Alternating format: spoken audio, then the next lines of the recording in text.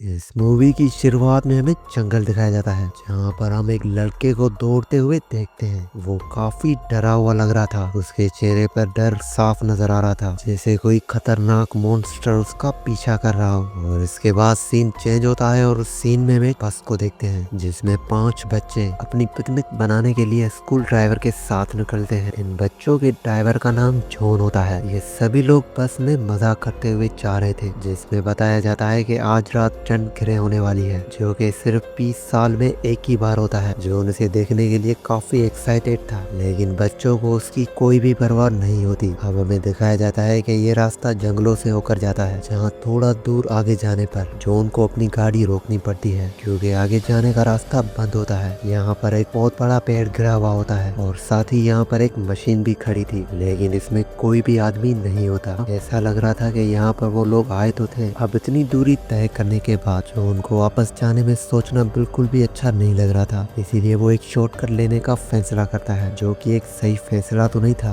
लेकिन इनके पास दूसरा कोई ऑप्शन भी नहीं होता। और यहीं पर हमें एक आदमी का हाथ दिखाया जाता है जो कि लकड़ियों के नीचे दबा हुआ होता है। खैर, अब आगे बढ़ने के बाद ये लोग एक ऐसी जगह पर पहुंच जाते हैं जहाँ मानो सर्दियाँ आ गई है और चारों तरफ धुंध ही धुंध थी। ये लोग जैसे जैसे आगे बढ़ते हैं जंगल और धुंध और भी ज्यादा गहरी हो जाती है, जिसकी वजह से इनको बहुत ज्यादा डर लगता है। और साथ ही हमें यहाँ पर कुछ जानवरों की हड्डियां भी दिखाई जाती है, जिससे ऐसा लग रहा था कि ये सब कोई दूसरी दुनिया में चले गए हो। खैर, तो आगे बढ़ने के बाद उन्हें फिर से आगे रुकना पड़ता है क्योंकि इन्हें रास्ते में एक मरा हुआ हिरन मिलता है। जॉन इस हिरन को साइड में करने के लिए नीचे उतरता है, लेकिन ऐसा करने के बाद जॉन जब वापस बस में लौटता है तो वो अकेला नहीं आता, बल्कि उसके साथ एक और आदमी भी होता है जिसने जॉन को गन पॉइंट पर ले रखा था। इसका नाम पेट्रो होता है, जो कि एक साइको सीरियल किलर है जो बच्चों को अपना शिकार बनाकर उनकी जुबान काट देता है। इसे पुलिस ने कुछ साल पहले अरेस्ट कर लिया था, लेकिन कुछ दिन पहले ही ये वहाँ से भागकर जंगल में आकर छुप गया। अपन बच्चों को किडनैप करके वो शहर की तरफ ले जा रहा था। सभी बच्चे बहुत ज्यादा डर जाते हैं और जॉन भी उन्हें शांत रखने के लिए उसके कहने पर ही ड्राइव करने लगता है। अब ये लोग धीरे धीरे एक टनल में एंटर करते हैं। कोई भी नोटिस ही नहीं कर पाया कि एक बोर्ड पर लिखा था और उसमें आम लोगों का जाना सख्त मना है। खैर, अब इस टनल में एंटर होने के बाद इनकी ये बस अचानक से खराब हो जाती है और पेट्रो एक बच्चे को गन पॉइंट पर लेकर जॉन को जल्दी ठीक करने के लिए कहता है। जॉन अपनी तरफ से पूरी कोशिश करता है, लेकिन उसे प्रॉब्लम समझ नहीं आई और तभी ने बस की लाइट से इन्हें दूर सड़क पर एक मॉन्स्टर नजर आता है। उसका रंग काला था और वो चमगादड़ जैसे दिख रहा था। डर के मारे सीरियल किलर जॉन को उसकी तरफ भेजता है। तभी अचानक से टनल की लाइट भी चली जाती है और अब जैसे ही जॉन उस अजीम मॉन्स्टर के पास पहुंचता है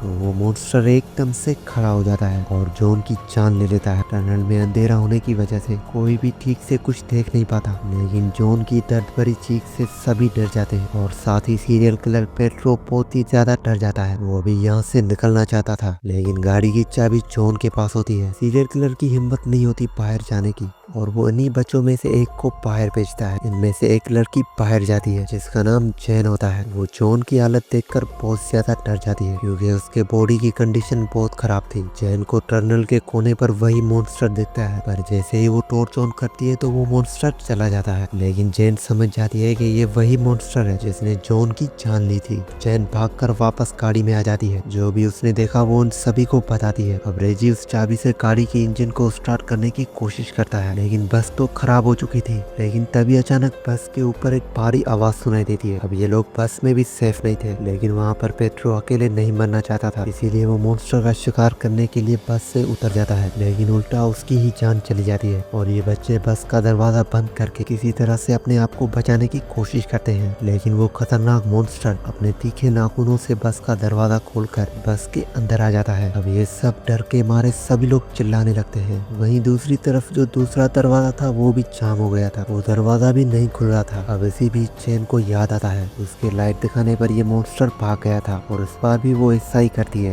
ये सभी बच्चे उसे फ्लैश लाइट से डरा कर वहाँ से भाग जाते हैं। इसके बाद इन्हें टनल से एक बैकग्राउंड रास्ता मिलता है जहाँ से ये नीचे जाने लगते हैं, लेकिन नीचे बहुत ही ज्यादा अंधेरा भी होता है, इसलिए इन्हें यहाँ पर कुछ भी समझ में नहीं आ रहा था। अब ये लोग एक रास्ता पकड़कर एक रूम में चले जाते हैं जहाँ पर बहुत सारे कैंडल्स पड़े हुए थे और साथ ही एक फ्लोर मैप भी था। था, जिनसे इन्हें पता चल जाता है कि जनरेटर कहाँ पर है। अब जैन और नोलन समझ चुके थे कि इस मॉन्स्टर को सिर्फ लाइट से ही डराया जा सकता है, तो सभी लोग मैप की वजह से जनरेटर को ढूंढने के लिए चले जाते हैं। अब ये लोग वहाँ पर पहुँच तो जाते हैं, लेकिन उनसे पहले इन्हें रास्ते में इंसान की हड्डियाँ मिलती है और ऐसा लग रहा था कि ये इंसान इसी मॉन्स्टर का शिकार हो गया था। वहीं दूसरी तरफ क्वीनी को बाथरूम जाना होता है, लेकिन उसे बहुत डर लग रहा था, इसके लिए रेजी उसके साथ जाता है। खैर अब एक जगह पर आकर ये रुक जाते हैं और रेजी क्वीनी से थोड़ा दूर हो जाता है, लेकिन फिर भी पता नहीं किसी तरह से ये मॉन्स्टर उसे अपने साथ उठाकर ले जाता है। अब रेजी कार्ल को भी बुला लेता है और ये दोनों मिलकर रेजी को ढूंढने लगते हैं। अब अंधेरे रास्ते से गुजरते हुए इन्हें एक मॉन्स्टर की आवाज सुनाई देती है, जो उस आवाज का पीछा करते हुए ये लोग एक अंधेरे कोने में पहुंच जाते हैं। यहाँ पर इन्हें क्वीनी तो मिल जाती है, लेकिन उसे देखकर इनकी हालत और भी ज्यादा खराब हो जाती है, क्योंकि क्वीनी के ऊपर वो मॉन्स्टर लेटा हुआ था, जिसने उसे पूरी तरह से जकड़ कर रखा था। क्वीनी को बचाने के लिए रेजी उस पर आग से हमला करता है और इससे क्वीनी की तो जान बच जाती है, लेकिन वो रेजी को पकड़ लेता है। कार्ल और क्वीनी बस देखते ही रह जाते हैं, वो समझ ही नहीं पाते कि उन्हें क्या करना चाहिए। वहीं उसी वक्त जैन और नोलन जनरेटर ऑन कर देते हैं और उस पूरी जगह में रोशनी हो जाती है, जिससे आखिरकार उस मॉन्स्टर को भागना ही पड़ता है। रेजी किसी तरह से अपने आप को बचा लेता है। खैर अब ये तीनों जैन और नोलन को ढूंढने लग जाते हैं, क्योंकि यहाँ पर इन सबको एक साथ रहना होगा, इसलिए कि यहाँ पर कोई भी सेफ नहीं है। वहीं जनरेटर ऑन करते ही जैन और नोलन को वहाँ की हालत दिखती है। ये सब देखकर ऐसा लग रहा था जैसे यहाँ पर कोई रहता है, क्योंकि दीवार पर बहुत ही सारे मिसिंग पोस्टर लगे हुए थे और इस मॉन्स्टर के स्केच भी बने हुए थे, जिसके साथ कुछ पेपर और डायरी भी थी, जिस पर जूली और सर्पी का नाम लिखा हुआ था। और ये वही लड़का था जिसे हमने मूवी की शुरुआत में देखा था। ये 21 साल पुरानी बात है, जहाँ पर जूली और सर्पी और उसकी बहन ऐसे ही टहलते टहलते गलती से इस मॉन्स्टर की टनल में आ पहुंचे थे। इन दोनों भाई बहन को एडवेंचर बहुत ज्यादा पसंद था, लेकिन गोलियों ने कभी सपने में भी नहीं सोचा था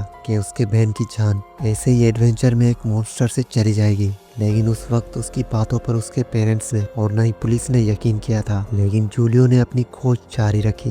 20 साल बाद वो उस टनल में वापस आ गया। इसी टनल को उसने अपना घर बना लिया था और यहीं रहकर इस मॉन्स्टर के बारे में सारी जानकारी इकट्ठा करने लगा। उसे भी इस मॉन्स्टर के लाइट से डरने में पता था। उसे भी पता था कि मॉन्स्टर रोशनी से डरता है, इसीलिए उसने हाई वोल्टेज वाली मशीन बनाई, जिसकी रोशनी से वो उस मॉन्स्टर को आसानी से काबू में कर सकते थे। लेकिन इससे पूरा होने से पहले ही उनकी भी जान चली गई थी और अब उसके पूरे 20 साल बाद इनका ग्रुप इस भूल भुलैया में आकर फंसा है। इन्हें यहाँ पर पता चलता है कि ये मॉन्स्टर, जो कि इंसानों और जानवरों के ब्लड से खुद को जिंदा रखता है और पहले से इन दोनों पर हमला हो चुका था। रेजी तो फिर भी ठीक था, लेकिन क्वीनी की कंधे पर उसने काट लिया था। अब पहले तो इन पांचों का प्लान इस टनल से बाहर निकलने का था, लेकिन अब इन्हें रियलाइज होता है इन्हें जूलियो का अधूरा काम पूरा करना चाहिए, वरना इस तरह से ये मॉन्स्टर पूरे शहर को खा जाएगा। और वैसे भी इस मॉन्स्टर के जिंदा रहने से ये लोग यहाँ से बाहर निकल भी नहीं सकते थे। क्वीनी बहुत ज्यादा कमजोर हो चुकी थी, वो ज्यादा भाग नहीं पाएगी, इसलिए ये लोग एक प्लान बनाते हैं। वो जूलियो की इस मशीन को ढूंढ निकालते हैं और उसके सभी कनेक्शंस आपस में जोड़ देते हैं। अब ये मशीन काम के लायक भी बन चुकी थी, तो नोलन एक बार फिर से जनरेटर ऑफ कर देता है। रेडियो की आवाज और क्वीनी की खून से उस मॉन्स्टर को बुलाने लगता है। प्लान ये था कि उस मॉन्स्टर के मशीन के सामने जैन जनरेटर ऑन कर देगी, रोशनी से ये मॉन्स्टर अंधा हो जाएगा और तभी सब लोग उसे जलाकर मार देंगे। खैर अब ये लोग अपना प्लान शुरू कर देते हैं और वो मॉन्स्टर इनके सामने भी आ जाता है, लेकिन जनरेटर का हैंडल इतना ज्यादा टाइट था कि जैन उसे उठा ही नहीं पाती।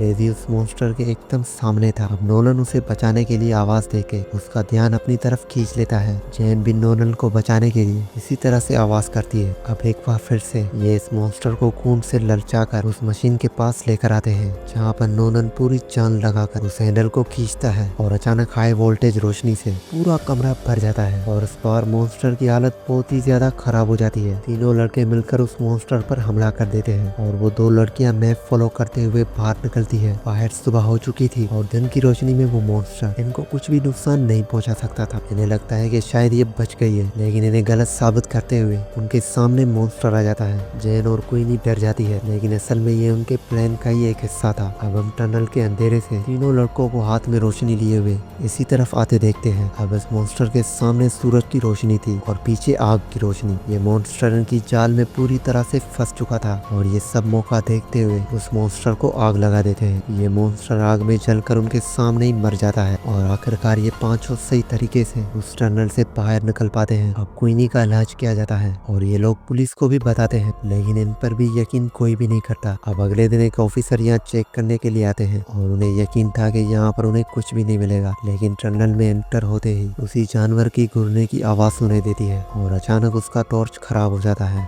और हमें उसके पीछे अंधेरे में वही मॉन्स्टर नजर आता है। इस ऑफिसर के साथ क्या होता है ये तो नहीं दिखाया जाता, लेकिन अंधेरे में इसकी चीखें सुनाई देती है, यानी कि ये भी इस मॉन्स्टर का शिकार हो गया और इसी के साथ इस कहानी का एंड हो जाता है। अगर ये कहानी आप दोस्तों को अच्छी लगी हो तो प्लीज मेरे चैनल को सब्सक्राइब और वीडियो को लाइक जरूर कर देना। तो मिलते हैं किसी नई वीडियो में।